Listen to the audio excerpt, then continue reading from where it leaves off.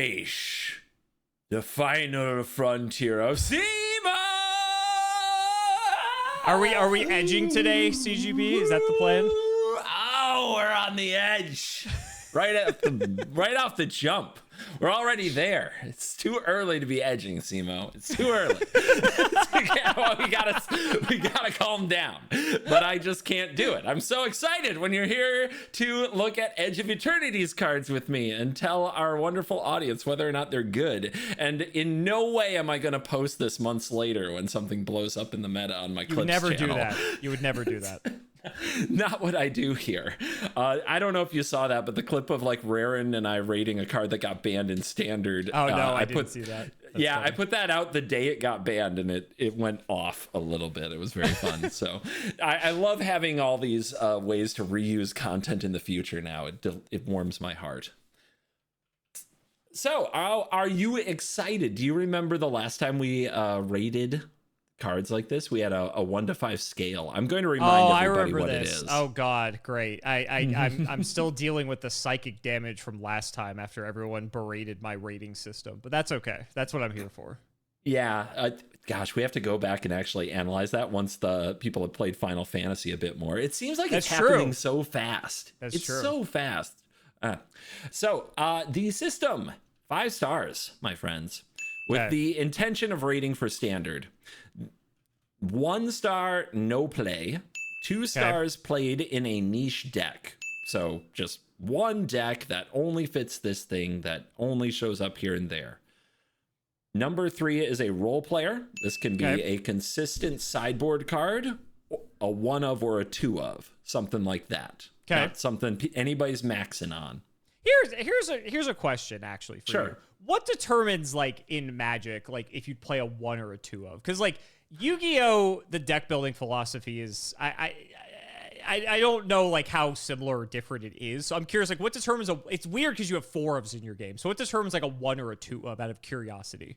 There can be many factors that determine if a card is a 1 or a 2 of, but one of the largest ones is how situational it is. If it's an absolute banger in a situation that isn't common, if it's like only good when you're way behind or something like that, that seems to play a lot into it. And also its flexibility to perform in multiple matchups, but maybe not do amazing things in any one of them, can also lead something to be a 1 or a 2 of. Legendary status sometimes does this. That makes sense. It's legendary, sure. I can see that. But even legends like Vivi, for example, is not a 1 or a 2 of. Vivi has turned into a 4 of in Final Fantasy. So Legend doesn't always override that, but if it's a legend a good example is a legend called Lauren of the Third Path. This is a 3-mana 2/1 legendary creature that when enters destroys target artifact or enchantment. This is a perfect 1 of because you never really want more than 1 because it's legendary, but anybody who has good artifacts or enchantments that are sitting on the board that you can pick off for 3 mana and get a body for, you probably want Lauren in that matchup. So interesting. So, like, just by contrast, for Yu-Gi-Oh deck building philosophy, the only time we ever run 1-ofs are as if the card is restricted to 1, or it's like a searchable, tutorable card that, like, you would never play a 1-of that's like not tutorable in modern Yu-Gi-Oh. Yeah, basically, it's like every card's a tutor. Well, everything tutors for everything. So it's like, it's nice that, like, our 1-ofs are like, oh, I can just get this at any time. So I was curious, like, the difference there, because I feel like there's like there's definitely like a divide in the deck building philosophy there. So that's interesting. That is an important shout out, though. That's the toolbox approach of having like a number of different solutions in your deck. So that does come up in Magic, especially in older formats where tutors are more common, but they have been working their way back into Standard a little. So we see a little bit of that toolbox approach for a 1-of often. If you remember the Sky Striker video, like, a lot of the cards that I showed you were actually played as like 1-ofs because Engage could just search everything. So it's like you at any point, it's like, oh, do you need removal? Do you want to steal a monster? Do you want to, like, hit the graveyard? Like, you have access to all of it. So interesting. Sorry, I didn't mean to take over your video, but I was just curious, like, how you've never taken over my video before. Never. I would never do such a thing. There is the funniest reason to only play 1 of a card, honestly, in standard, especially in tournaments, is when you only have one version that isn't foil and your other version is a foil, because what tends to happen to the cards is they tend to curl, unless you have a product from the sponsor of today's video. Good evening. I'm Sir Crinkleton Falcon Guy, and this is FNN. We interrupt your regularly scheduled metagame for an urgent update on the growing national crisis of warped foils. Sources say that the curling has reached double sleeve penetration levels. That's right, Crinkleton. The epidemic of warped foils has reached pandemic levels. High-quality foil cards warping overnight in all sorts of conditions. People's collections are losing value in just days. It's chaos out here, Crinkleton! Foils are curling in binders, display cases, even top loaders. People are pressing cards in Bibles. One guy used a waffle iron! My Ragavan looks like a pretzel! Dark times indeed. Even my own foil crinkles. We're now receiving divine intel from a celestial source. Hello, this is God. Seriously, it's actually me. The enemy is humidity. No! But wait, there's more. A revelation. Foil armor. Two-way humidity control. 65% relative humidity. We absorb and release. Not like those absorb-only gel packs. You absorb and release. Indeed. The darkness is past. The pandemic has been cured. 8 grams for 5 cards, 33 for 10, 6 months of pristine, radiant flawlessness. The dark arts of humidity have been defeated. Don't recommend airtight containers, though. Use the link in the description and use code CGB for 15% off.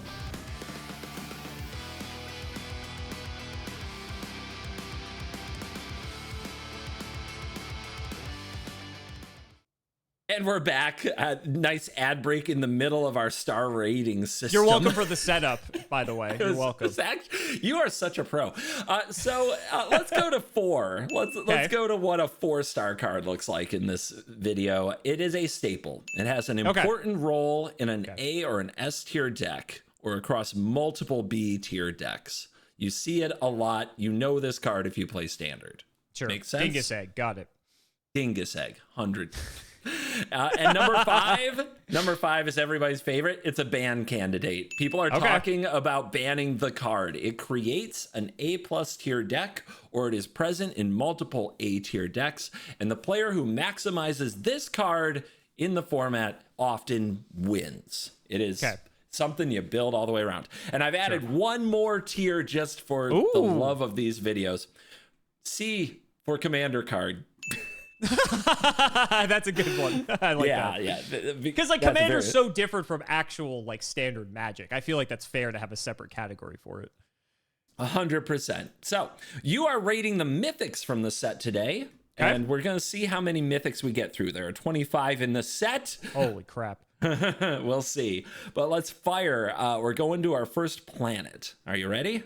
All right, I'm ready. Launch the spaceship. All right. Oh boy, this is gonna be a tough one. Adagia, Windswept Bastion. Let's go with that. Sure. There isn't much I can help with because these are new cards this time. So oh, good. Excellent. We are breaking ground right here. So this is a land that's also a planet. That's very fitting. It adds white and has Station, which is tap another creature you control. Put charge counters equal to its power on this planet. Station only as a sorcery. Okay. So if something has 3 power, you'd put 3 counters on this. Okay.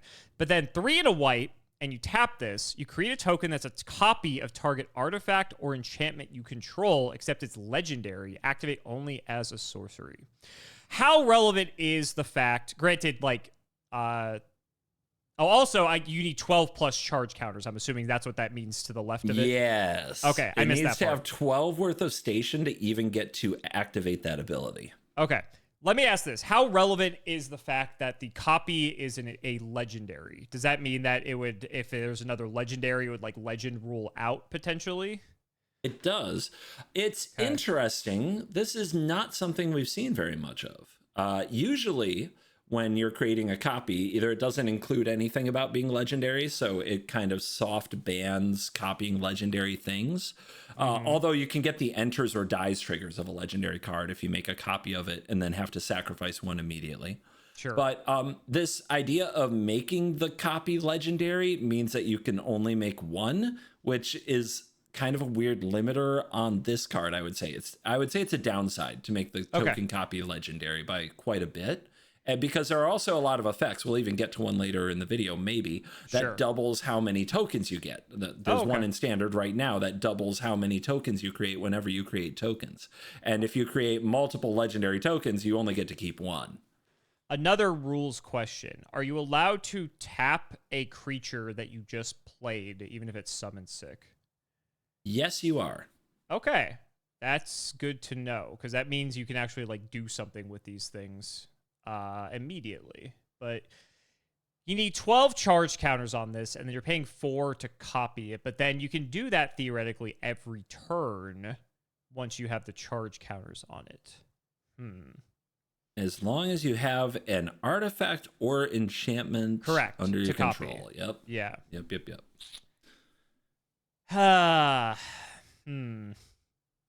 Try to think how quickly you get 12 charge counters on this. So it's equal to power. Are there, I guess here's another qualifying. Are there other cards that can like put charge counters on things?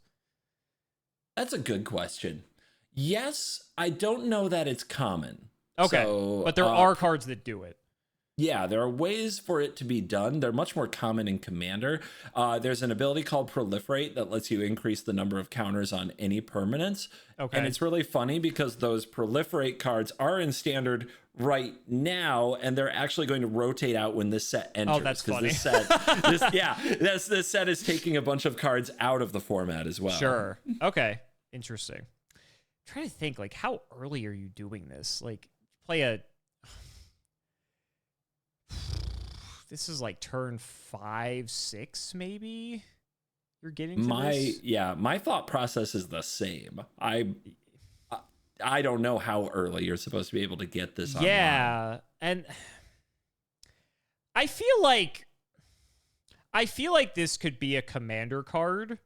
I'm tempted to put it in that category because Commander is like slightly slow enough that you can actually build up to the number of charge counters you need, and also because you're playing Commander, you're playing a lot of like artifacts and enchantments, right? So it's like I could duplicate my Rhystic Study, I could duplicate any of my artifacts that tap for extra mana, right? And so it's like I feel like you have the targets for it, and so I don't know, I feel like I want to relegate it to that category. I feel like this, like in Standard, this seems very slow, and is there a good enough artifact or enchantment you want to duplicate on top of it? Because Commander, you're already playing those.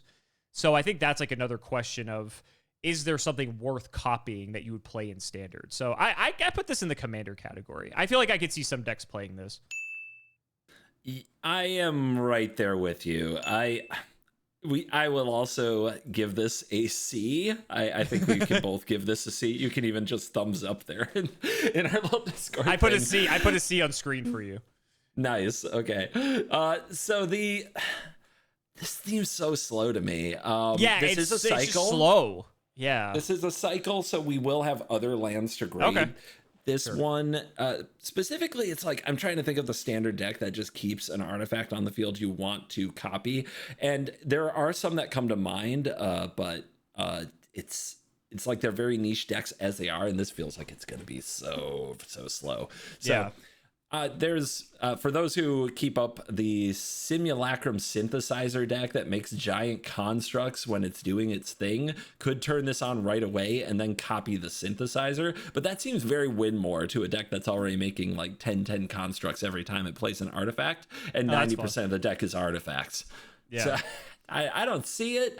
So we're starting off with a commander card. These are the mythics from the set, so that's not that weird. It's pretty normal. Okay. All right. Let's go from a planet to a legendary creature. Ooh, this guy was cool. Oh, hold on. I've got comments. How come the planets aren't legendary? That's a good question. Maybe it's not worthy of being a legendary planet. Is there an exact same planet out there? Maybe. It makes no sense to me. Alpha Rail Stone Chosen. Cool name and art. 3 and 2 black for a 3/3. That's not impressive. Legendary creature, human cleric. Hopefully the effect's crazy. Ward, discard a card at random. So if I recall, ward is if you target it with anything? Yes. Okay. So to target it, you have to discard something. Okay. And then void. Whenever this attacks, if a non-land permanent left the battlefield this turn or a spell was warped this turn, defending player loses half their life rounded up. Okay. Questions. What does a spell being warped mean?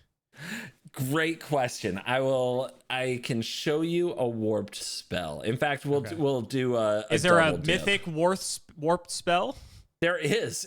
Oh, there we go. There we go. Very funnily, the very next card I was going to give you was a warp spell. I should have just flipped the order. Are we just going like alphabetical here? We are. That's where I currently am at. That's funny that just happened to line up that way. Anticausal Vestige is a 6-mana Eldrazi that's a 7/5. Whenever this creature leaves the battlefield, draw a card. Then you may put a permanent card with mana value less than or equal to the number of lands you control from your hand onto the battlefield tapped. That's pretty cool. And then it has Warp 4. So you may cast this from your hand for its warp cost. Exile it at the beginning of the next end step. Then you may cast it from exile on a later turn. Oh, that's interesting. So it's kind of like Uro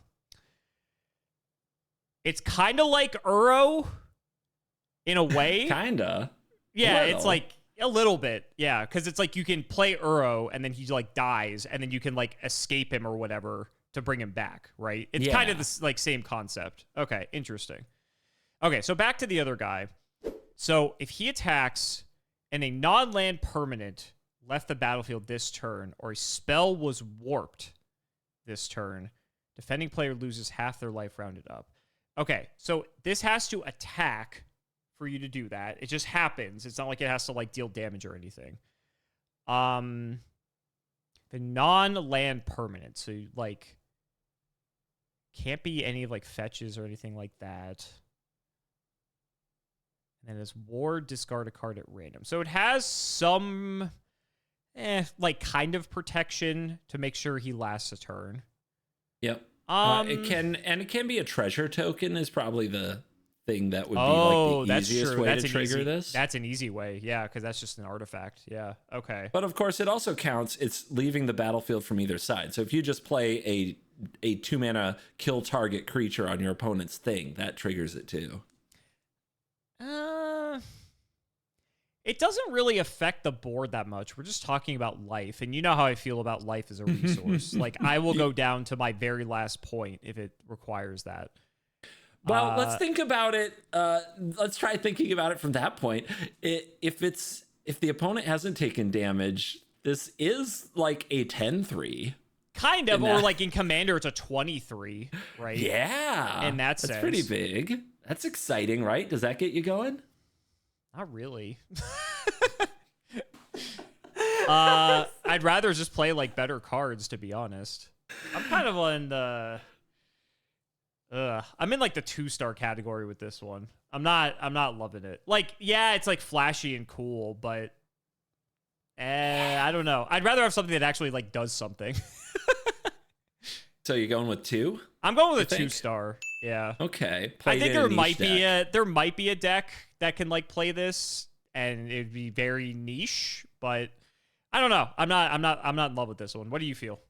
I'm going with half your ranking. I'm going with a 1. See? He's going with the 1. I'm going with a no play. I'm going with a dead open. You open this, you're sad. That's what I'm going with. I feel like that too. 3/3 for 5 is too much. It's too much. What do you mean? It's basically a 10-3 CGB. If you squint. Yeah, the problem is if they're at 14, the power is dropping and only getting lower. Exactly. Yeah, I mean, I love, like, there is a card in Standard right now that's very well played called Unstoppable Slasher. When it hits the opponent, they lose half their life. The problem is that Unstoppable Slasher is only 3 mana. It's a 2/3. It has Death Touch, so anything that blocks it dies. And it returns to the battlefield when it dies with 2 stun counters, so it can go again. Now we're cooking. Yeah. It's so much better as this effect. I would say this might be meant to be a Commander card, and I'm still like, I don't even know if I'm going to see it in Commander. Like, yeah. I feel like there's just better ways to clock your opponent for 20 them play this card. But I mean, what do I know? I'm the Yu-Gi-Oh player. Don't worry, Standard fans. There may still be hope. All right, what we got next? Cosmogrand Zenith. Cool name. 2 and a white for a 2/4 human soldier. That's like okay stats. Yeah. Whenever it's like fine. Whenever you cast your second spell each turn, you choose one. Either create 2 1/1 white human soldier creature tokens, or put a +1/+1 counter on each creature you control. It's kind of cool. Like self-fulfills itself. It's only when you cast your second spell, so you only get to do 1 per turn. So it's basically a 3 mana 4/6 if you cast your second spell. Here's a question. If you cast her as the second spell, does that trigger her own ability? It does not. This would have to be your first spell to get the trigger the same turn that you play her. Okay, second question. Can you play her and then play a second spell and that triggers her? Or does she have to see it? Yes. Does she have to be like on the board to see it? I believe she'd be on the board at that point. And the way that priority works, if you play her as your first spell for the turn and she resolves, you get priority next to put that spell on the stack and trigger the ability before the opponent can do something about it. That's so crazy. That's like old Yu-Gi-Oh. That's so crazy. Yeah. Okay. Yeah. Old Yu-Gi-Oh used to work like that. It doesn't do that anymore. That's interesting. Okay. So you play a thing and then you play this as a 3 mana 4/6 essentially. You play this, and then you play a thing that makes this like that. Yeah. Sorry. Yeah. You knew what I meant. Yep. And then if you don't do anything about it, it potentially can snowball, because then either at that point you get +3/+3 worth of stats, assuming you have nothing else, or you make 2 other 1/1s to just keep going wide.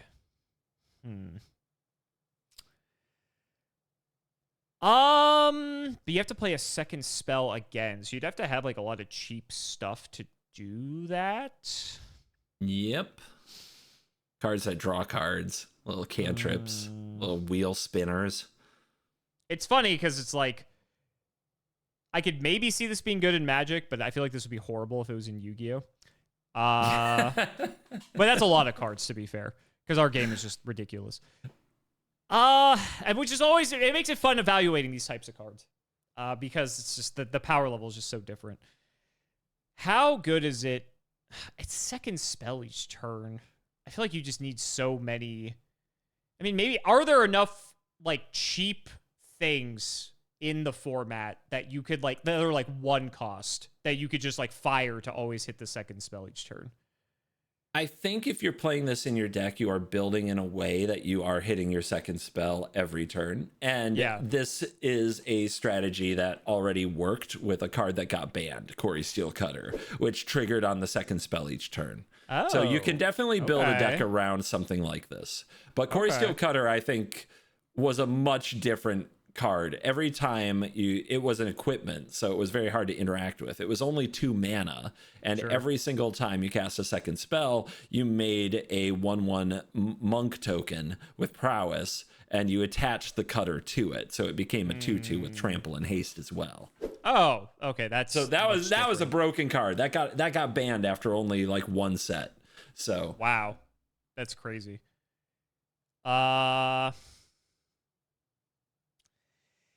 This one's on the line, isn't it? It's close. This one, it's like I could see you maybe building a deck around it, but I just don't know if it's good, is the question, like in the greater context of the format.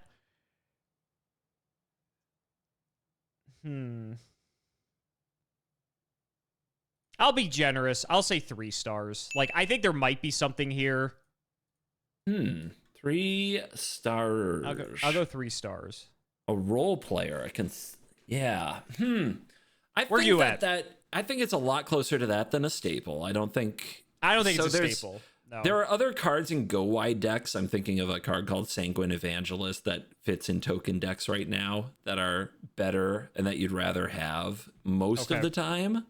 I think that this is another good candidate for 1 of or 2 of, but I don't know if you build your whole deck around this unless you have another busted card like Corey Steelcutter.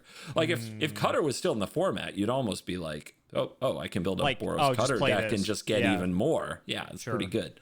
There are also decks that rely on +1/+1 counters and pay you for them, like draw a card when you put a counter on a thing is some cards in the format. So that looks kind of good with the Cosmogrand. Yeah. But I'm still not sold. You're 3 like mana is like right on the line. In the old format, this would be unplayable. Okay. But the format's about to get smaller, and a bunch of the best cards from the format got banned. So it's more open than it's been. Okay. I'll hang out with you. I'll go 3. I'll go 3. And if this ends up building a deck, we're both wrong. I'll hang out I'll be right on the fence with you. And if this sees no play, we'll both be wrong too. Good. But this card would have been, it's kind of funny. 10 years ago, this would have been a great Magic card. I feel like, like in old Magic, this card seems really good. Yeah. It would have been a 2/2. It wouldn't have had the modal ability. It would have just had one or the other, and it would have still seen play. But today, who knows? Who knows? It's so funny. All right. Let's go. Let's get on a spacecraft. Are you ready for a spacecraft? I'm ready to take off. Let's go. Oh, this looks cool. Dawnsire Sunstar Dreadnought. That's a fucking name. For a 5 mana 2020. Okay, there's no way that's gonna happen. For a legendary artifact spacecraft. Okay, a station. That makes sense. Okay. So it's tap another creature you control, put the charge counters on it, and then it's an artifact. Oh, I get it. Okay, so if it's 20 or more, then it's a 20/20. Okay. 10 or more, when you attack, Dawnsire deals 100 damage to up to one target creature or planeswalker. The meme numbers haven't stopped, Simo. The meme numbers are happening again, and this is your fault. You did this to Magic. You did this. Your reaction, your shit with the Cactar blew up, went viral, and now they're going to put meme numbers in every set. To be fair, continue. It not hitting you with this, I don't think is as fun as. First of all, 1, I can't hit you with this. 2, it's not as fun as hitting you with the giant Cactar. So I'm just gonna go on the record by saying that. Anyway, 20 more, it has flying, it's a 20/20. So basically, it can like one-shot someone if they don't have anything to defend it. If they don't have a flyer or something with reach, whatever. Okay. This costs 5, which is so it's 5 mana. Do nothing when you play it. That's not good. Factual nothing. If you have a bunch of guys, theoretically, like let's say you spent turns 2, 3, and 4 playing stuff, then maybe there's a world where you play this and all of a sudden you just go tap, tap, tap, station every... Now, okay, can you station more than once a turn, I guess is a question I need to ask. Yes. Okay, it didn't say you can't, so I figured you could, but I just want to make sure. So like in a hypothetical world, right? Let's say you have... a 3-drop on turn 2, or a 3 power thing on turn 2, a 3 power thing on turn 3, and like a 4 power thing on turn 4, right? So then turn 5, yeah, you curved out it perfectly. And then for 5 mana, you get to play this, you station all of them, so this has 10 or more, and then you can dome your opponent next turn, because you have to attack to deal 100 damage to something. I'm going to... Okay, everybody is screaming, and they know what I just did there. Everybody is screaming out there because there's already a card in Standard that has a very relevant ability to the Dawnsire. So I'm going to show it to you now. Sure. Okay. Screaming Nemesis. 2 and a red for a 3/3 spirit with haste. Whenever it's dealt damage, it deals that much damage to any other target. If a player's dealt damage this way, they can't gain life for the rest of the game. Wow, that's kind of cool. You have like a rest of the game type effect. Yeah. Actually, this is very unusual for a card to have that. It's kind of new with this card. Yu-Gi-Oh! I think has a few cards like that. I feel like they should explore that design space more because I think it's interesting. But anyway, okay. So you're saying these two cards are analogous, like they're very similar. Well, I'm saying if Screaming Nemesis is dealt 100 damage, it deals 100 damage to any other target. That's so true. You don't have to get 20 counters on the Dawnsire. You just have to get to 10 to attack with something to trigger the 100 damage and point it at your Nemesis, and the opponent is OTK'd. So people, I think, are hyped about this. Okay, so they're finding a way to like dome shot their opponent with this. Interesting. Yeah. And this is the 3 mana 3/3 that I was saying that you play perfectly on curve. But the problem is, okay, the issue with these types of decks is obviously like the consistency, right? Because it's like, okay, this is flashy and cool, but like, how good is this actually going to be? Although, you know, everyone was playing, everyone thought the Cactar was a meme, and it seemed like people were playing that for a bit. So it got, You know, this is where these videos are fuzzy, Simo. Like, it's just some memers getting lucky. Yeah. You know, on the first week on ladder, do they count? Do some content creators showing cherry-picked, recorded, edited games actually count? Because let's be clear, the Cactar didn't win any Pro Tours. It didn't see any play at the Pro Tour. Fair. But did it Not maybe yet. find Not me? Yet, Maybe. Yeah, okay. Not yet. There's still time. Final Fantasy's legal for how long? Like 100 years. Yeah, probably. That's fair. This one's tough. It's like I see it, but God, it seems so gimmicky. Really? 100 damage to something is gimmicky. That's crazy. It's gimmicky in the sense that you need to have the setup for it, right? Because, like, okay, we talked about this with Cactar, right? At some point, it's just extraneous. Like, it doesn't need to be 100. Like, it could be 10 or 20. Yes. It could probably achieve the same goal, right? It's just because it's just like a flashy number. I mean, I'll go first on this one. I'm going to give it the same thing I gave the Cactar. 1, garbage, no play. And maybe...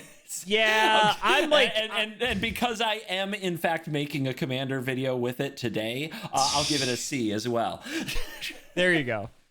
I'm kind of in the 1 camp as well. I feel like it's going to be similar to the Cactar, where, like, the first week, people are going to have fun doing this combo, and they're going to be like, okay, that was fun. Let's play, like, actual good cards now. Oh, wait, there is one more. I'm mad that I just thought of this. All right, they did put this card in the set. Does this change anything for us? Systems Override. Very sci-fi-esque. 2 and a red, sorcery. Gain control of target artifact or creature until end of turn.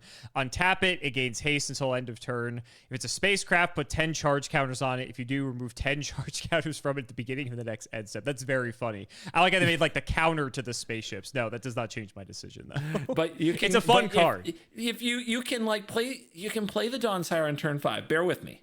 Hang in there, okay? All right. You play the Dawnsire on turn 5. On turn 6, you play your Screaming Nemesis, and you play your Systems Override, and you put 10 counters on the Dawnsire, and you attack with Nemesis, which triggers the Dawnsire, because anything attacking will trigger it, and then you deal 10 damage to the Nemesis, you win.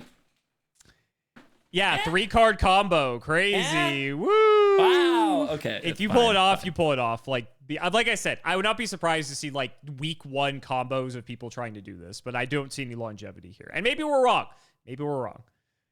Yes, that's part of the joy of the video. Exactly, because then people can make fun of us. I don't know why, but they really want us to look at red cards. So here's another one. Devastating Onslaught. X, X, and red for a sorcery. Create X tokens that are copies of target artifact or creature you control. They gain haste until end of turn, sacrifice at the beginning of the end step. Okay, so to clarify this, double X means you have to pay 2 to get 1, right? Uh-huh. Okay, I want to make sure that's how that worked. 3 mana, make a copy of an artifact or creature. This is also a pretty good rate for this type of effect. Yeah, because I think from either previous videos or us playing Commander, I've seen similar effects that are like about this rate, and they seem there's a mythic one for 2 mana that's in Standard that doesn't really see a lot of play. But the interesting thing about the Onslaught here is when you get to 5 mana, we haven't had a version of this that can create multiple tokens. It's usually just 1, right? That's right. It's usually like 3 mana make 1 token. 3 mana, make a token. 5 mana, make 2 tokens. Think about it. We could have 3 Dawnsires, CGB. Could you imagine? Imagine infinite power on the Dawnsire. I hate you. Are we really doing this? Okay, I'm going to... You know what? I'm going to save it. Nope. Finish your evaluation. Here's a weird question. Here's a weird question. If you make a token copy of the Dawnsire, do the charge counters also get duplicated, or does it have no charge counters? Not that I'm just curious how that interaction works. I'm confident it would have no counters on it. Okay. The all right. token copy. Good to know. This seems like a Commander card to me. I feel like there's like some cool stuff in Commander you could do with this, but in terms of like Standard, I'm not feeling it. I don't know if it will be a thing in Standard, but I'm still... I have a little bit of historical context on a card like Devastating Onslaught. You see, there's another card out there, and it is Like there's a few versions of this type of effect that have existed over the years. Sure. So like Itali is like a dinosaur that people cheat into play. And then if you made multiple copies of the Itali, the amount of ETB triggers from it would be kind of crazy. That sounds like a commander thing, though. It does. Except in standard right now on turn 3, there's a dinosaur deck that can have like 30 power on the board. Oh, okay. So does this go there? Probably not. Also, the X's are relevant because if you hit it off of Itali, you don't get to add any mana to the X. You have to cast it where X equals 0, which does effectively nothing. Sure. What is the best use for this? I picture it in another Simulacrum synthesizer deck where every time an artifact enters, you get these giant construct tokens. Sure. If you made 2 copies of the synthesizer with this, you get like 6 tokens or something, or you would just copy the tokens and attack with them and win the game on the spot. It's kind of crazy. This card gives me a couple of alarm bells as something that might be more dangerous than we think it is. Okay. It's not an Indomitable Creativity.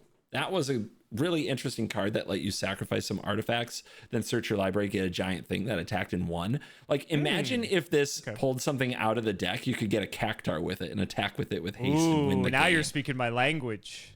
So how do we make a token that's a copy of a Cactar and hit him with it right away without actually having a Cactar? I can hit you with 2 Cactars. Not that I need to, but that could be fun. It seems too flimsy to be a deck, but gosh, if this ended up being a 4 because of some other combo before the end of the format, I think that's on the table. I think it's sneaky, scary good. Okay. I can't do it though. I can't give it staple. And the problem with giving it role player is it's not a role player. It absolutely will not be in just some random deck as a sideboard card. So it's either no play or it's a niche deck. I'm gonna give it a 2. Okay. All right. So I give it commander, you give it 2. Okay. Yeah. There might be a deck for this. This could be. Might build a something deck. I want to see it. I want to believe in some of these cards. Do you want to believe? I don't know. This doesn't seem like the type of card you like. And I feel like people would get very pissed off at, but I guess we'll see. Evendo, Waking Haven. Cool art. It's another planet that taps for green and it has station. And when you get 12 or more, you get to add a green for each creature you control, huh? That's pretty good. That's very good. You have to tap. Okay, so this is interesting. This isn't green. Green naturally has bigger things. So getting the station cost, even though granted it'll take you a while to get there, the payoff is way better on this one, I feel like, than on the white one. Green has a 3 mana 6/6 just as a baseline. Cool. It also has a lot of it has a 5 mana 8/8. It has a lot of 4 mana 5/5 6/6 cards. Green also has Llanowar Elves, which is an important card in the format that will be in standard for many years. So you always have to consider that on turn 1 they could play a 1/1 creature that taps for a mana. That's pretty good. I think this might be the best card we've seen so far. This card seems very good. Yeah. Did I ever show you Gaia's Cradle? I don't know if you did, as a matter of fact. What is that? Maybe I haven't. Hey, let's hijack my own damn video. I mean, to be fair, we've done how many of these at this point? I wouldn't be surprised if I just forgot if you did show me, but that doesn't sound familiar. Yeah, if you're in the comments and I showed Gaia's Cradle, just go ahead and link that. It really does help my watch time. People actually do go watch. This is one of those cards where they're putting a new skin on an old favorite that was way too good. Oh, okay. So is Gaia's Cradle just add green, add land that just adds? Is it like an old card that just adds green for each creature? Oh, I see. Yep. Okay, so they're reintroducing it, but in a different way. Cute. Remember when I was telling you Ancient Tomb existed with a lot of other broken lands? Here was one of your options. Yeah. Oh, great. Fantastic. Oh, here it is. That seems broken. Wow. Why is this commander legal? It is. Oh, it looks like I need to get one of those. Okay, cool. Do you want? You can. They run you between $800 and $1,000 each. That's all. That's all. So if you're wondering why there wasn't one in any of the decks you played with me, that makes sense. That makes sense. Okay. To be fair, this seems very good, and I could see it being worth that price tag. So I will give it credit. So we have Gaia's Cradle at home in standard now. Cool. This seems very good. I imagine like people at Commander will probably play this, but also I could see this being played in standard because if you just play like if you go wide and then all of a sudden you can just add like 10 mana, that seems crazy. It taps for green normally anyway, so like even if you don't have the 12+, like who cares? Mm-hmm. Would you play 4 of this, though? I don't think it's ban-worthy. Like, would you play 4 of this? It still adds green, but it enters tapped. Good question. Good question. Not legendary somehow. It's weird. not legendary, which is very interesting. Yeah, you can play multiple. But it is a tap land, and that sets you back quite a bit. I think that, so in standard, it's not weird to have... Like, an aggro deck doesn't want any tap lands, right? Sure. But both combo decks and control decks are often running between 4 and 8 tap lands that provide some amount of other value. Yes. Ah, interesting. Just to give you an idea of the context of, like, how they play.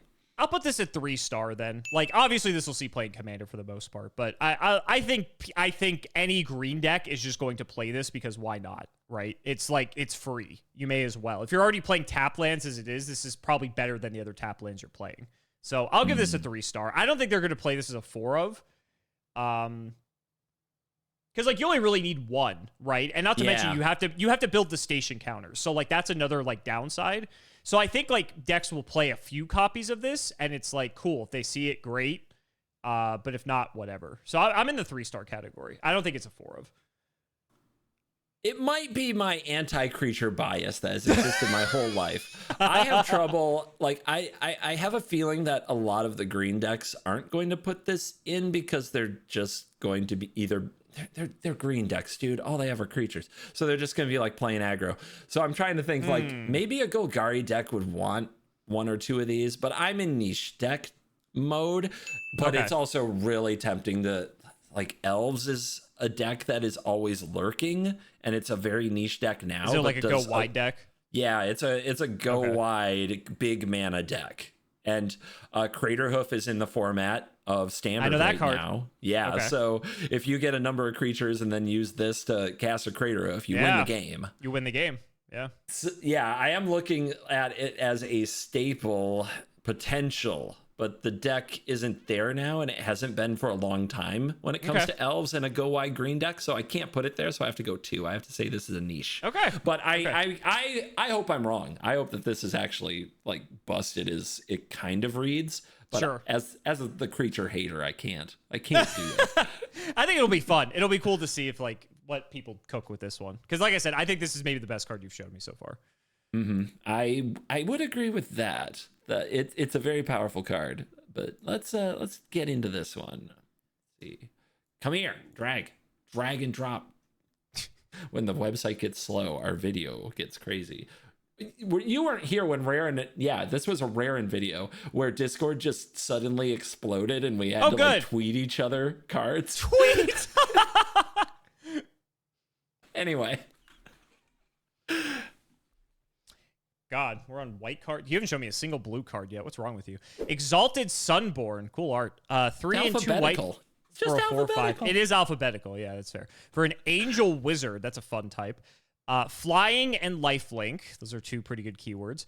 If 1 or more tokens would be created under your control, twice that many are created instead. Okay, that's combos with the other white card.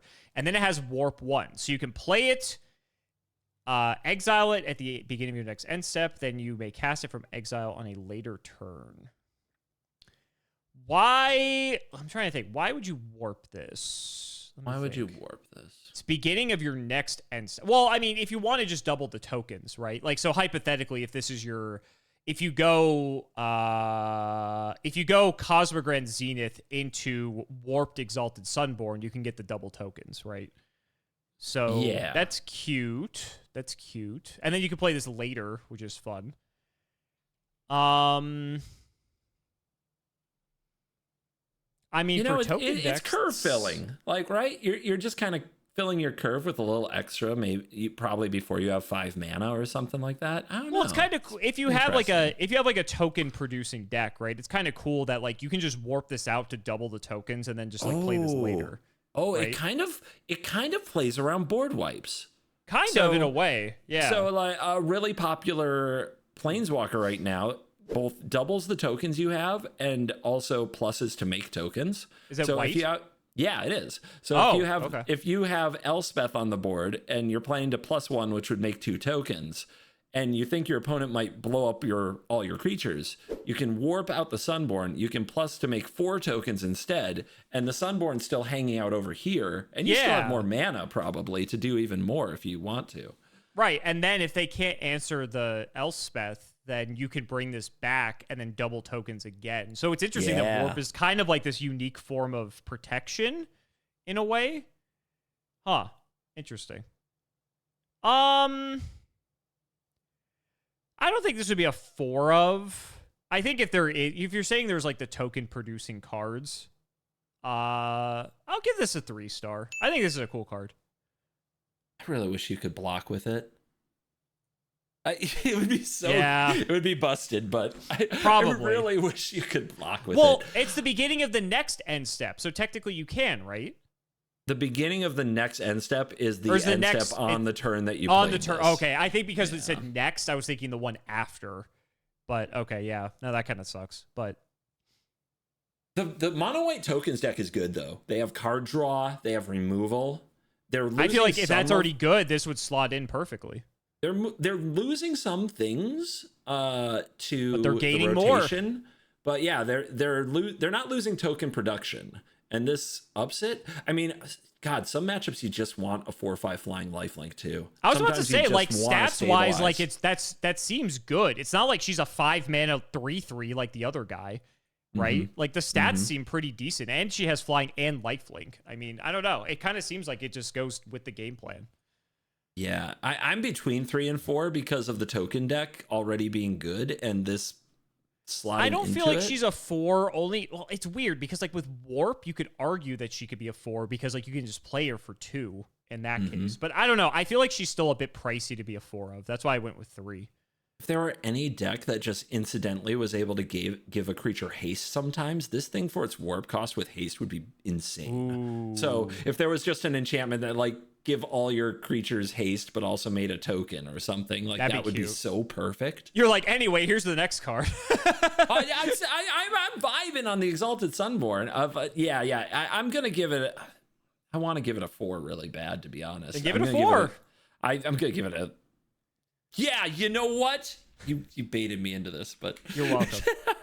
I'm gonna give it a 4. I'm gonna say the tokens deck is good, and this goes in the tokens deck, and everybody wants the deck better than I do. I think it would be sweet. Yeah, which is why me being wrong is even funnier. Correct. Oh goodness. All right. We got cards. See, I can be wrong because I don't know the game. Right, it's you that has your stake is you're at stake here. You would have a completely playable excuse if it weren't for your ego. Anyway, Famished Worldsire same. is a 5 mana 3 green, so 8 total 0/0. We're already starting off good. Which is a Leviathan. It has Ward 3. This thing has to have some effect to give it some health. Devour Land 3. This is a new ability. As this creature enters, you may sacrifice any number of lands. It enters with 3 times that many +1/+1 counters on it. 3. Okay, so it's 3 because it's 3 times. So if it was Devour Land 2, it would be like 2 times. Okay. I was like, where's the 3 involved in this? I thought it was going to be you could always sacrifice like 3 lands or something. All right, I get it. Anyway, so hypothetically, you could go like get rid of 3 lands and it's a 9/9. That's kind of cool. When this creature enters... Yep. Look at the top X cards of your library, where X is the creature's power. Ooh. Put any number of land cards from among them onto the battlefield tapped. Okay. So you can still replace the lands at that point. Assuming you hit, obviously. Probably better than replace them. Usually about 40% of decks are lands. And in a landfall deck, that goes up to even higher, like 45 to 48%. So it has some protection. My biggest issue here is how expensive it is. But you're in green, so like you can ramp into it a lot faster than you otherwise would be able to. You can also zombify it. So like Dino Reanimator is getting out big monsters on turn 3 with ramp into zombify. Yeah, it's not like from your hand or anything. So you can just dump it and just play it. That's cute. Yeah, even if you only have 3 lands to sacrifice, like he's a 9/9. It's a 9/9 like, with Ward 3. You probably went up on lands. Yeah. Honestly, you might be right. Yeah. Because you would look at the top 9. Statistically, I feel like that's pretty good that you hit land. Yeah, you probably hit 4 land. So you probably go up land. It would be really funny to whiff. But... Interesting. Yeah, this is like a cool just like reanimation piece, if anything. I'm glad you pointed that out. I feel like you just want to cheat this out. Like, why would you pay 8 for this when you could just like play it for free? Okay, how good are the reanimation cards in the format? Good. You mean the targets or the cards that get things back? Cards that like the cards themselves. So Zombify is probably the most important one to keep in mind. It's the baseline rate right now, and it's going to be in standard for a while. It's 3 and a black return target creature from graveyard to battlefield. Okay. Very straightforward. 4 mana reanimate. Yep. Yeah, I'd rather pay 4 for this than 8. Yeah. Play green, pretty black. Good. Yeah. I think, and the gears are turning on this one. The fact too it has Ward 3 is really interesting because if you drop this on 4, like let's say you're in a perfect world, like nothing's gonna clear this. Nothing. Yeah. And even on turn 5, like nothing might be able to clear it. Especially if you have a Llanowar elf, the only thing you're worried about are what are called edict effects, which say target player sacks a creature. If you have another creature to sacrifice, you're safe. We have a couple of those in our game too. Yeah, okay. I don't know. This looks like a pretty sick card. I feel like there's a lot of like cool combo potential with this. Assuming like it's easy enough just to like go dump guy, then reanimate guy. I'm gonna make you say it. Is it better to reanimate than a Cactar? Oof. I don't know about that. The psychic damage of the Cactar. It has protection. But think about it's the Cactar. It's not the fact that it has 10,000 attack. It's the fact that it's Cactar specific. They just kill it. They just Doomblade the Cactar. It's gone. Banished World Sire gets you lands. Yeah, how did that go in all the clips of you losing to it, huh? Oh my god. If I died to a Cactar, imagine how much I would die to a World Sire. Where were your Doomblades then? That's all I'm saying.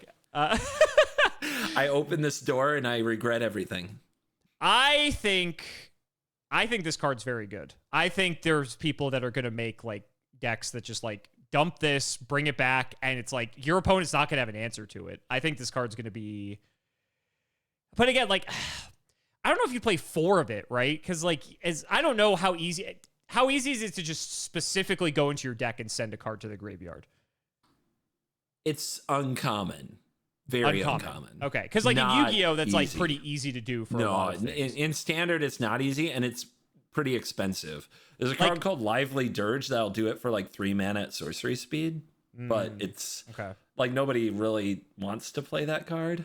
I see.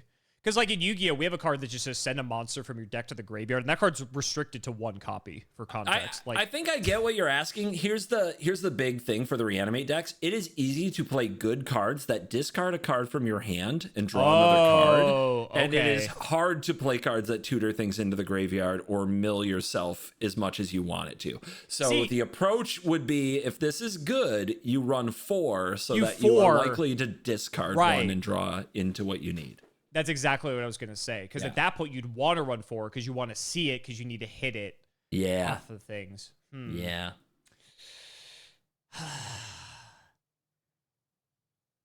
Because I have to give it a 4? Ugh. It seems really cool, though. Sure, I'll give it a 4. Fuck it. Yeah? Whatever. I'll give it a 4. Yeah? I'll give it a 4. You're going to be like, this card sucks. Bro, I'm giving this a commander card. Are you kidding me? Are you kidding me? No, I see the Reanimator Dream. God, I just want it to be good. It's so cool. If you're actually right, I'm going to be very upset. I'm going to be so upset when you're right. There's a good chance you're right. It It does I have think it's better going to go protection. either way. Like, in Commander, this is obviously very good. Like, there's so many ways to, like, there's way more ways to, like, take advantage of this for sure. But I really like, hope I play it tonight. Yes. I could see a world, World Sire, get it? I could see a world where, like, this card is just, like, dominating because it's just, like, people just don't have answers to it. I don't know. I want to see that world exist. So maybe... The other main reanimator target, sorry, it's not the Cactar, that is sticking around, it has a ward as well. It's called Valgavoth. Okay.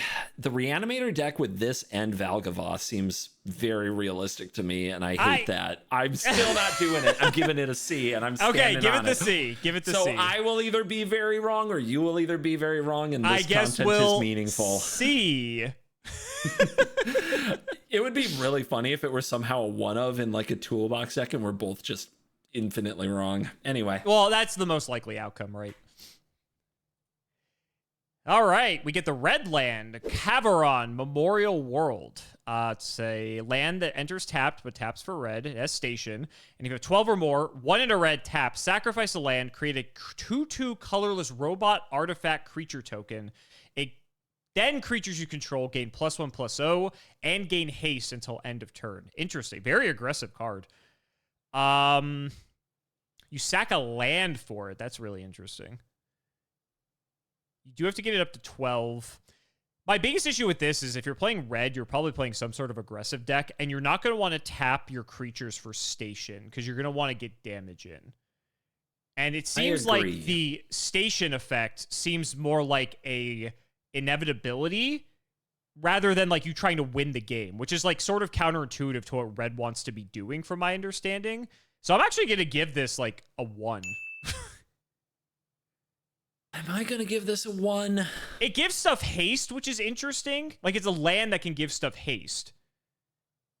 So like I guess there is a world where you just care about like the haste more than anything, but I can't get over tapping all your stuff for station when you could just be killing them. In standard or any other larger formats, you just make all your creatures have haste. It's like there's enough awesome haste creatures that you don't need this. And no deck other than like a red aggressive deck, which this feels like it wants to be a part of, gets punished harder than for tap lands than mono red. Like sure, that's another thing too. It's so punishing. Yeah. So it feels like a card out of place, maybe out of space. I think it's a commander card because I can see in a lands strategy in commander, this is a finisher where you make 1,000 insects from your lands entering the battlefield and then give them all haste. That's what I think this is for. Fair. I'll give this a 1. I'll give this a 1 because I would just give it a C, but I'm not even sure it makes the cut in commander. I feel like there's probably better cards in commander that can do this. I agree. I'm just trying to invent a reason to play the card at this point. Well, that was a quick one. Hey, some of these have to go quick. Yeah, that's true. Ouroboros. This is the 2/2 green for a 1/3 plant worm. At the beginning of your combat on your turn, put X/1/1 counters on each creature you control, where X is this creature's power. Oh, this is like that one card that Talia played against us. Interesting. X1. I'm trying to remember the name of that card, but yes. Wasn't it a Chocobo card? Or no, it wasn't a Chocobo. It was one of the Final Fantasy cards. Everything gets swole. I just don't. Yeah, I also don't remember what it was. We all die. That's what I remember. We all die. That's what I remember. I have a lot of trauma from that game. Never playing Shadow Spear again. Anyway. No. So if you just have this, it goes up to a 2/4. This is interesting. So you can play Ouroboros, go to combat, and trigger it on the same turn. Like, not attack with it, right? That does work? Okay. Yep, that works. So it's basically a 4-mana 2/4 in that case, because you can always go to combat. You're not playing this on turn 1. 4-mana 2/4. The next turn, it becomes a 4/8. 4/6? No, it is 2. It's a 4/6, excuse me. Yeah, I was doubling. So it's a 4/6. And everything else gets 2 counters that turn. Right. So everything gets 1 counter, then 2 counters, and then at that point it starts doubling. Okay. Huh. Pretty wild card. It's very green. It's very green. So you could go like turn 1, maybe play a thing. Turn 2, play a thing. Let's play an elf. Red. You always play elves with green. Oh, you turn do? 1, we're going to play an elf. Turn 1, you play an elf. Turn 2, we have 3 mana. We'll play something Turn 2, you have 3 mana, so you strong. can play a thing. Then turn 3, you could play this, hypothetically. And then immediately buff your elf and the maybe creature from turn 2 and this, yeah. So the elf I'm assuming the elf is a 1/1. Yeah. So the elf becomes a 2/2. Your other thing, what's a fair stat as a 2 or 3 drop? Let's say we're playing, standard fans will know, let's say we're playing the Cage deck. Let's say we played Sandstorm Salvager. So that is 3 mana for a 1/1 creature that when it enters makes a 3/3 creature. Okay, so then you have a 2/2, a 2/2, a 4/4, and then a 2/4 on turn 4. A lot of power. There's a lot of power. I'm just concerned with... This is weird. This is like one of those cards where it's like, if it doesn't go unchecked, it goes crazy. But it dies to everything. Not everything, but a lot of things. So does that matter?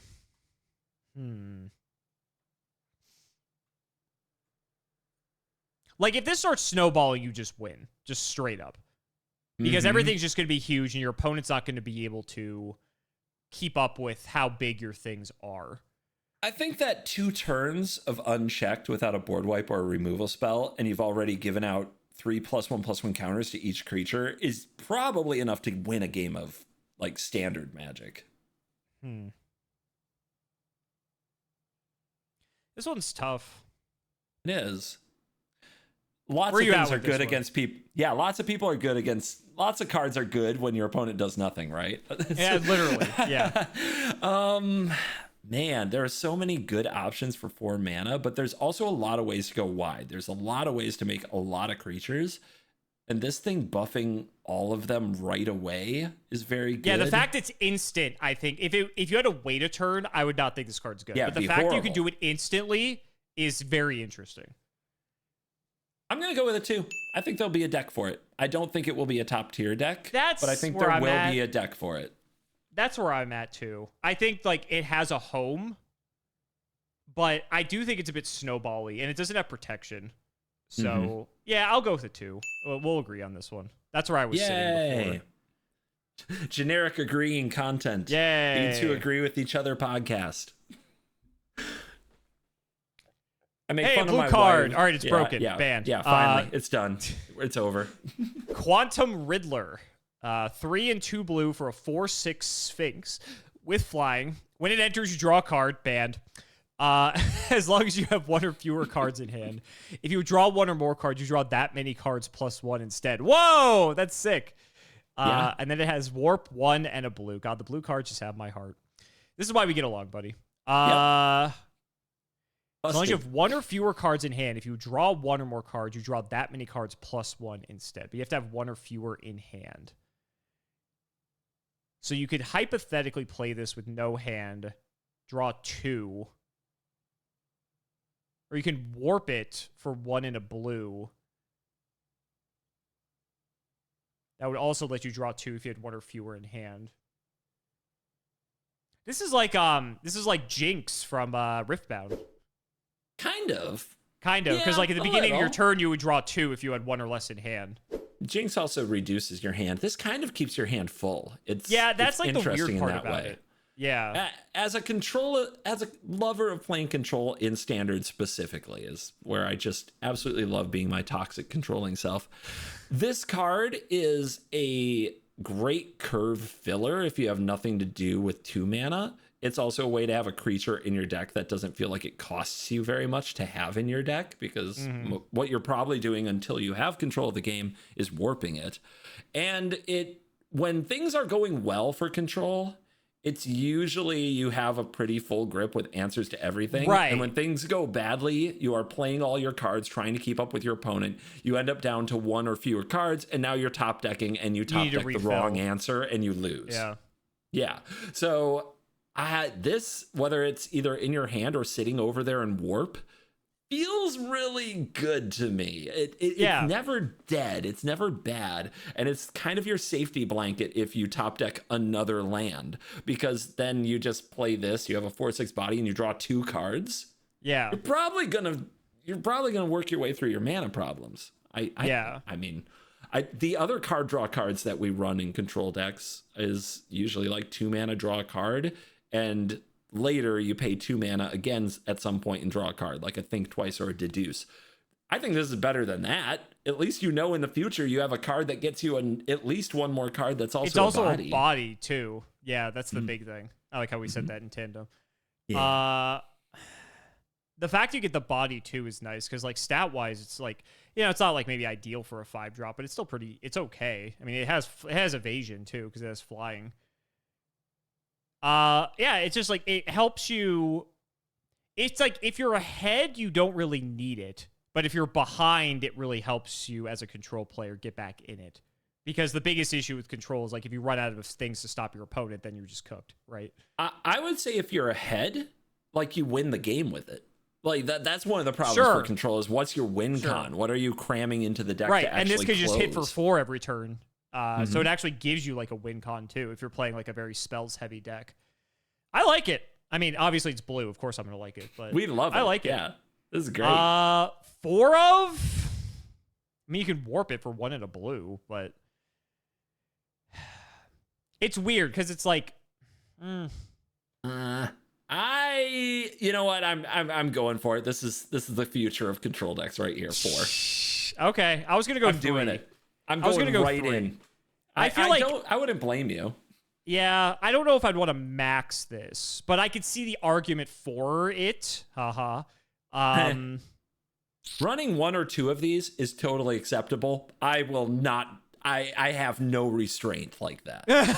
The only chance you have is if I literally go broke tomorrow, my house gets robbed, I lose everything, and I can't afford the wild cards. That's your only chance of keeping me off 4 of these. Okay, all right. I'll go 3, you go 4. We'll see what happens. Nice. Yeah, blue cards. Am I right? Woo! Oh my god. Finally. Okay, back to some Boros shit. Boring. Sammy, Wildcat Captain. 4, a red and a white for a 4/4. That sounds garbage. Double strike Vigilance, and spells you cast have affinity for artifacts. They cost 1 less to cast for each art. This seems like a blue effect, to be honest. It often was back in the day. Okay. You've seen this on a blue card. Affinity was on Thoughtcast, which was a 1 mana draw 2. Okay. Yeah, maybe that's why I'm Pot thinking agreed with Affinity. I'm not in love with this card. It's like, whatever. It's the most Commander card I've seen. I was going to say, this seems like Commander to me, especially because it's a legend. And then the fact you can just make your stuff have affinity for artifacts, which you're already playing a ton of artifacts in Commander. I would put this in Commander, yeah. There is a world where you get this out in the deck that makes a ton of artifacts, and then you have a bunch of colorless artifacts, and you just start casting artifacts that draw cards, and you cast your whole deck. And that seems like Disneyland. That is so standard win more. I can't even. Even if you reanimated this on turn 4, like cheated it out with Zombify, I don't know how you have the artifacts to just pop off from there. Seems like nonsense to me. It's even for Commander, it's so expensive though. 6? Like, ugh. Well, I mean, I get it has a very strong upside, but the idea is you have at least 5 artifacts and some way to gain advantage from playing artifacts, and you just win the game. Yeah. Like, that's the idea. Like, you have to play this and then win that turn. That's the idea. Yeah. But I'm not feeling it. Nobody in Commander likes it. In Standard, it's just crazy. Anyway. What the hell is this? So Thera, the Super Void. That's a name. 2 and a black for a legendary enchantment. Haven't seen one of those. When a creature you control dies, each opponent chooses a creature they control and exile it. That's cute. And then at the beginning of your end step, if a player controls no creatures, you sacrifice this, but then you put a creature card exiled with it onto the battlefield under your control with 2 additional +1/+1 counters. Oh god, Ash would love this card to pieces. Oh yeah. Yeah, for any of the sacrifice decks. Well, Sephiroth's in standard too. Sephiroth is in standard. Yes. Yeah, that seems pretty good. That is true. That seems pretty good. That is really scary. It also exiles the stuff too, so it doesn't trigger if it has like any grave trigger or anything. That's pretty good. And then if someone has no creatures, you just sack this and get something back. Yeah, it seems great. It seems kind of nonsense to me. It seems great. I give this a 3-star. I don't think you're playing 4 of this necessarily, but this card seems very good. Man, it's weird because we haven't had an effect like a Grave Pact, which is what this reminds me of in standard in a long time. And this is arguably better than Grave Pact, which just says if a creature you control dies, each opponent sacks a creature. Okay. It's been a long time since that was a thing. And my God, this one even exiles it, so it turns off their death effects and their graveyard effects. Yep. Mm-hmm. Oh, and if you just have a sack outlet, like a creature that just sacks another creature, then you just control the board, and it doesn't go away. This in Commander would be disgusting too. Oh, it's gonna be gross in Commander. Yeah, this card definitely is gonna see Commander play. This is gonna see Commander play. This card won't see much Commander play because everybody's gonna ban it because they're gonna kick people who play it out of their play group. That's what's gonna happen. But I think that this is standard playable. I agree with you. I'm not on 4. That sounds. I don't think you play nonsense. 4 of this. Yeah. But yeah, this is an important part of an archetype. Does it go in multiple archetypes? I think the fact that it exiles means you can sideboard this in like Golgari mid-range mirrors and things like that, places where you wouldn't expect it, because this is a legendary enchantment. If you catch people off guard, not ready to deal with an enchantment that hoses them like this can, they might just not have it out. Yeah, I think it's an awesome sideboard card. So this is a cool card. Yeah, this might be my favorite one of the bunch, to be honest. Yeah, cool card. Looking forward to playing that. We have to do the cycle, and we're almost there. So here's the Black Planet. All right, Susur Secundi Void Altar. Looks like a giant hot air balloon. Enters tapped, but it taps for black with station, and then with 12 or more, you can tap it and 1 in a black, pay 2 life, sacrifice a creature, draw cards equal to the sacrifice. Oh, Jesus Christ. Activate only as a sorcery. That, especially with like sack decks and everything, that seems very good. Especially if you're just taking 1 turn off to like, if this is like the first or second card you play, I would play this straight up. Is it a 4 of? Probably not. I think this is a 3-star card though. I agree. The fact that you're very already, good card. It's going in decks that have at least some kind of a creature threat, like maybe demons. Like demons are very Or if you have like right extraneous, like you're playing like tokens, right? You can just sack off the tokens. Who cares? Yeah, or station. And when you have the tokens or the big demons, you station this pretty easily. So yeah, this is a pretty easy 1 or 2 include in these mid-range decks. And it's a sack outlet. Yep, it's a sack outlet, and it just gives you a way to keep from running out of stuff to do.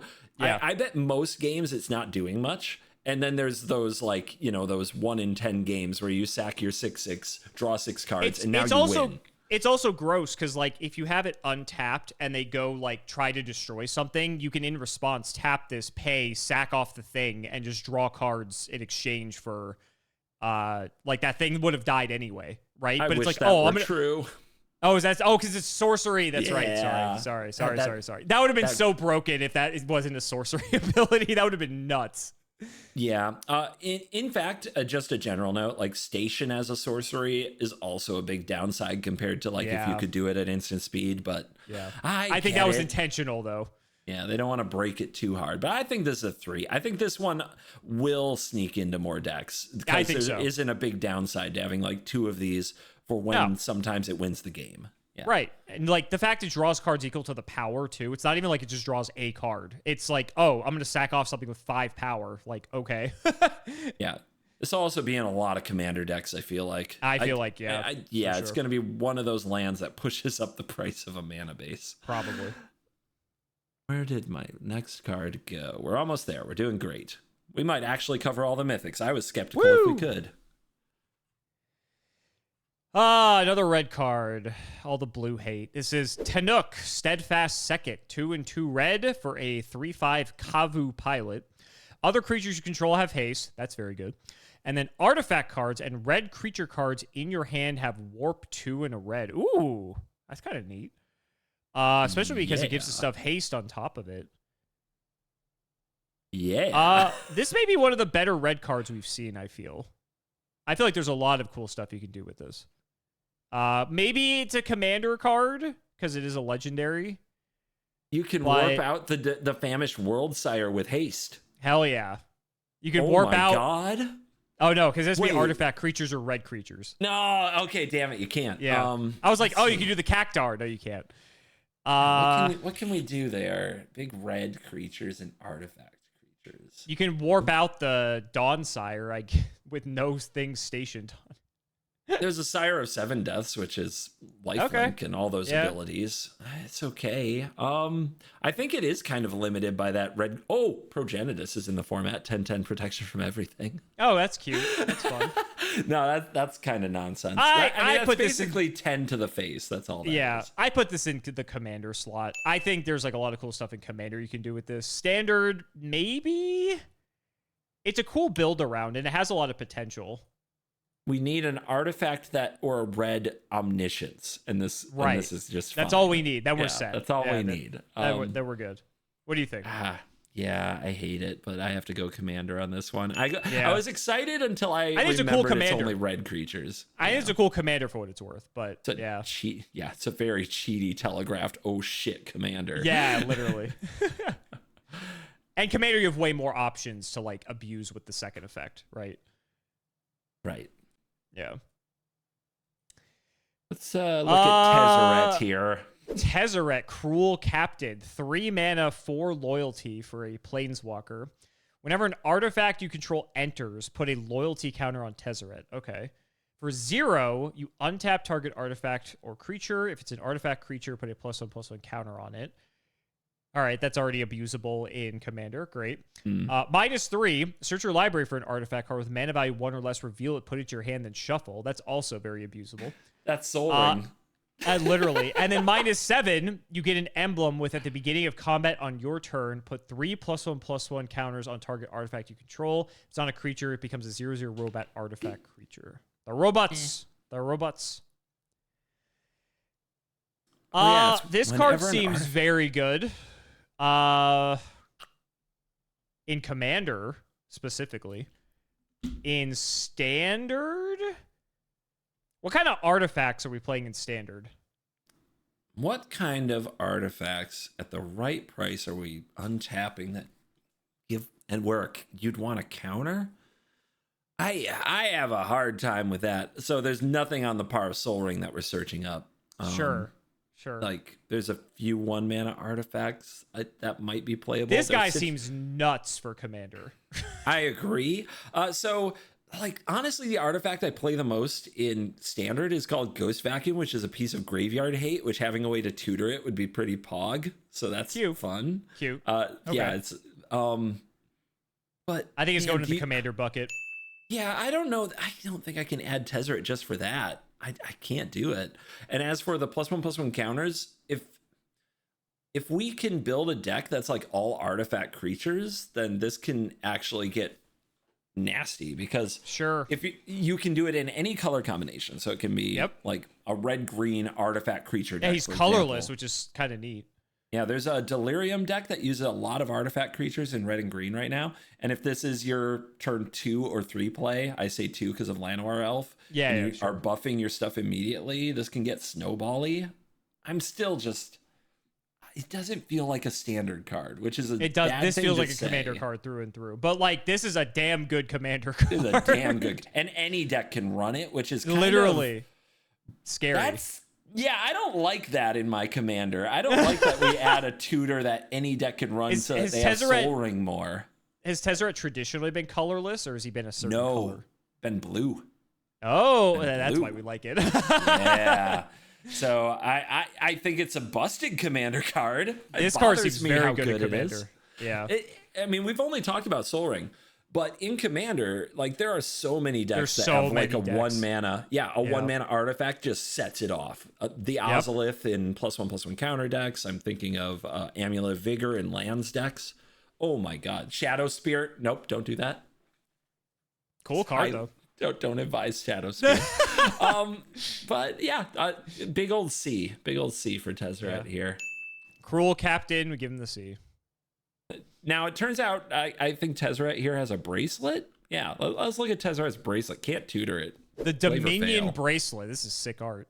2 mana for a legendary equipment. Equipped creature gets +1/+1 and has 15 exiled the Dominion Bracelet. You control target opponent during their next turn. This ability costs X less to activate, where X is this creature's power. Activate only as a sorcery, and you equip it for 1. That's cool. That's sick. That's a cool card. It's a really weird card. Is it good? That's the main question here. We need big stats and big mana. That screams commander card to me. That's what I'm seeing. If you can get it, yeah, you love equipment in commander. That's such a cloud card. Reminded me. No, we got to get this on a 14/14, and then you can activate it for free. Crazy. Yeah, I don't know. Where's our 14/14 in standard? Where are you? I remember you showed me Emrakul before, but it's like I'm not getting Emrakul vibes from this. Like there's so much extra work you have to go through to get Hear me out. You attack with your Cactar. Yeah, the Cactar. They block. And then you drop this. That's hilarious. It's possible.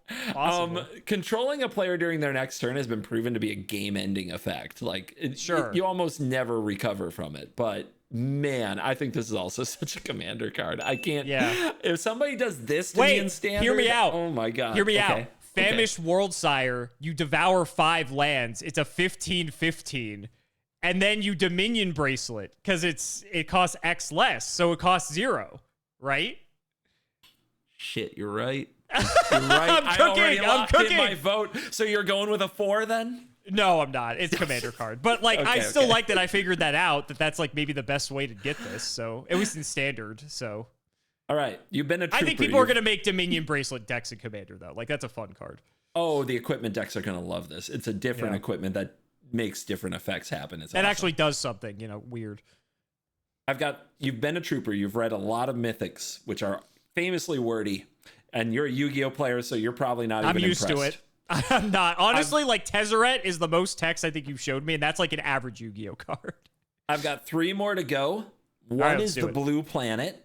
Woo! One is a blue card that draws 7 cards. I'm in. And one is considered by most to be the most busted card in the set. So, all right, let's go in that order. If you were considering turning off the video, I recommend turning this boat around. All right, here we go. The Endstone. Is this the most broken one? Because it's not a blue card. Legendary artifact for 7. Whenever you play a land or cast a spell, draw a card. That's already broken. At the beginning of your end step, your life total becomes half your starting life total rounded up. Oh, sign me up for this card. This is great. Lock it in. If you cheat this, if you have a way to cheat this out, this card's nuts. What about Tanuki? Steadfast Second. Oh, that's true. That's true. We got an artifact. We can warp it out. Cute. We could warp it out. I think you can reanimate an artifact for 5 mana pretty easily in standard right now. I think this is a commander card. I feel like it might be too pricey for standard. Come on, too pricey. It's only 7. The game could be over by then. All right. And half your life. So that's the way you have to look at the card. If the game is almost over and you play the Endstone, you got nothing to lose. Your life total goes up. Sure, I guess. Yeah, you're at 2. You play this, it takes you to 10. This is life gain every turn. Your life total becomes half your starting life total. Oh, so you do reset. Interesting. I actually didn't. I thought it just halved every time. That's what I assumed. That's interesting. So commander, you always go to 20 if you're below. That's right. Yes.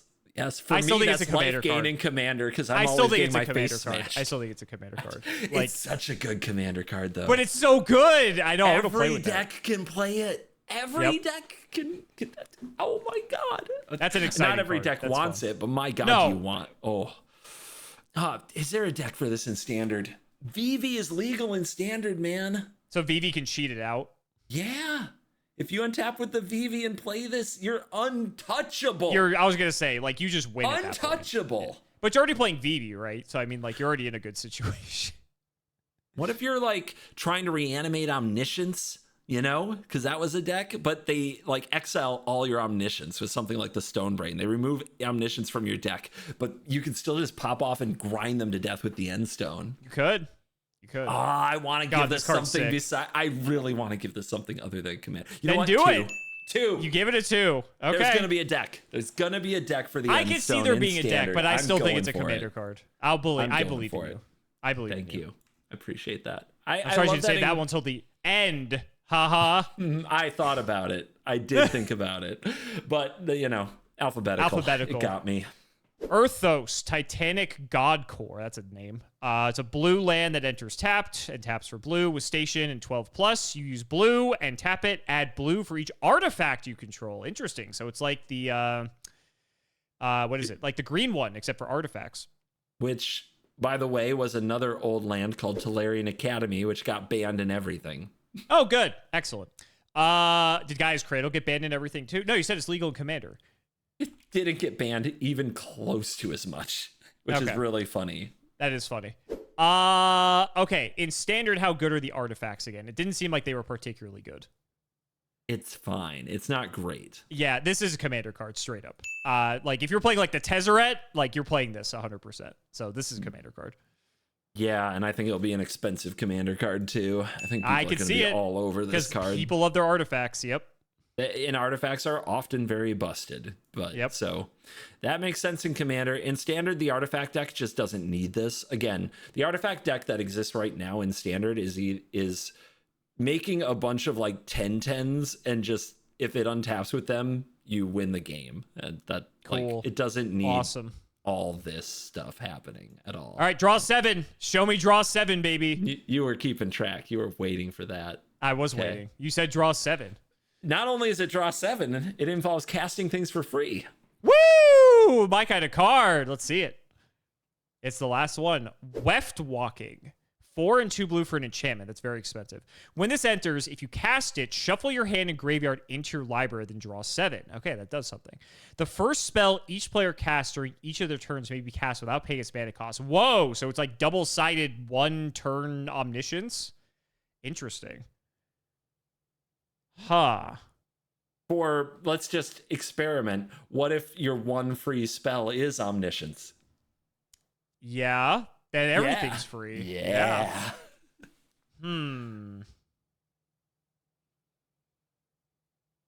It's weird, though, because it's like you want to give your opponents the ability to get stuff for free. Who's ever abused that? Here's each player casts during each of okay, no. I was wondering if you get to play stuff for free on their turn. It seems like it's the turn player gets to. It's their turns. Yeah. So no matter what, the opponent gets the first free spell. Because this, you have to cast this. You would already be casting this. Yeah. Unless you have an extra turn lined up somehow, which is not a standard thing.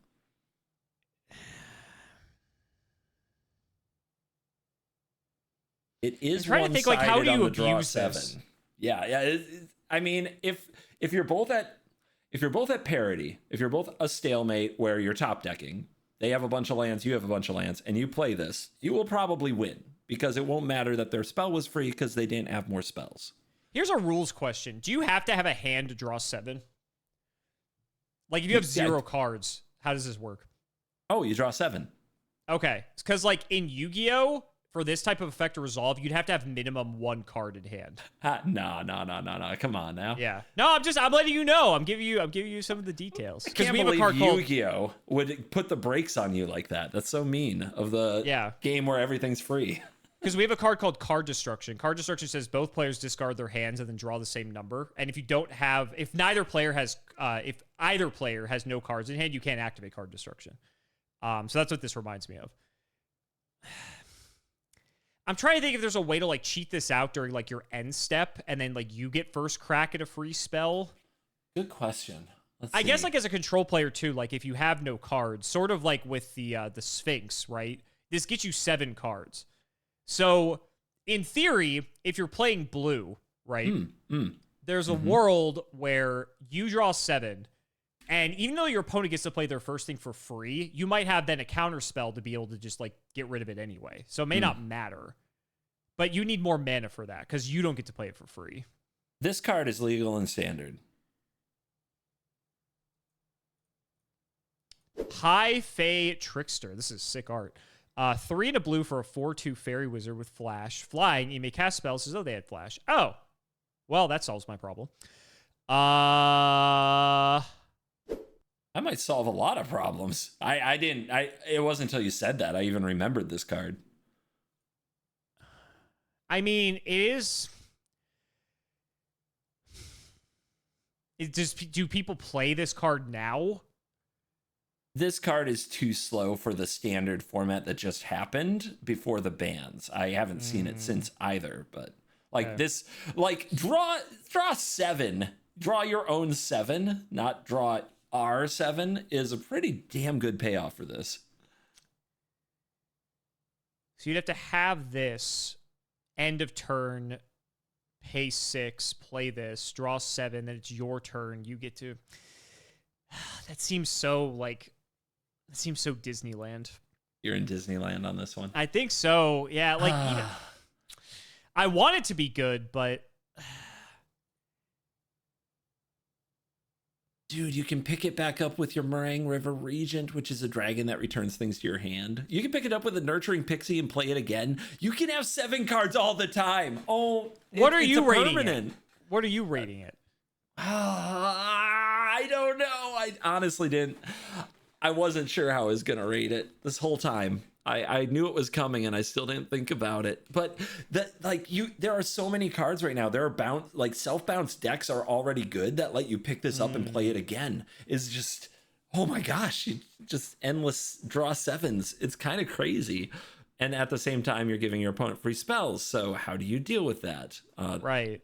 If they're not playing haste creatures or ways that end the game, they can do, if they're just playing like a bunch of mid-range threats, they can kind of do whatever they want. And then on your turn, your free spell, like just if like you're set up, cope, you cope with their board, then you somehow bounce or replay this and you do it again. And I'm going to give it a 2. I'm going to give it a 2.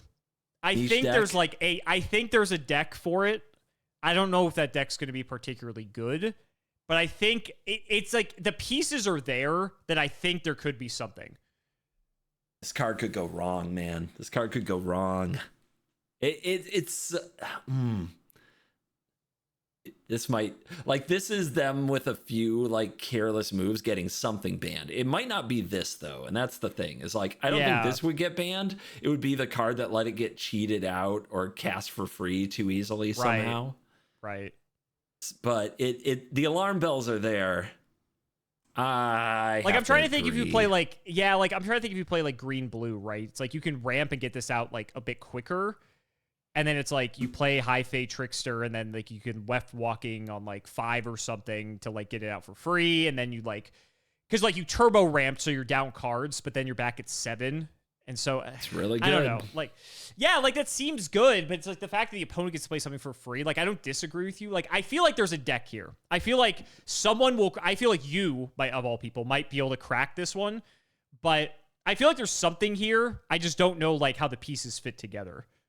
I'm probably going to try to do something with Simic that's like Omniscience and that Ravenous thing and the Meringue River Regent to play this over and over and get all the lands out of my deck and then just never stop Yu-Gi-Oh-ing. But I'm going to give it a 2 because that does sound like a meme. It seems like there's something here. Like it's very strong. And like you said, the fact it's an enchantment, like you can bounce it back and replay it and stuff. There seem to be pieces, and so it'll be cool when the set like fully releases if someone cooks with this, because I think this card's really cool. I hope it gets just for the sake of the card itself. I hope someone figures out how to make it work because I think it's a cool card. Are you hyped for Edge of Eternities? Are we going to get you to play Magic the Gathering with our space set? We'll have to see. Maybe. Maybe. It's possible. Well, we didn't have anything that we think is ban worthy. We had a lot of things that we think are commander worthy. And I think the highest rating here I gave was the Quantum Riddler. So, hey, blue cards are busted. Was my highest the green guy? The famished world sire? I think I gave him a 4. Hell yeah. You're a Timmy in your heart, dude. I am.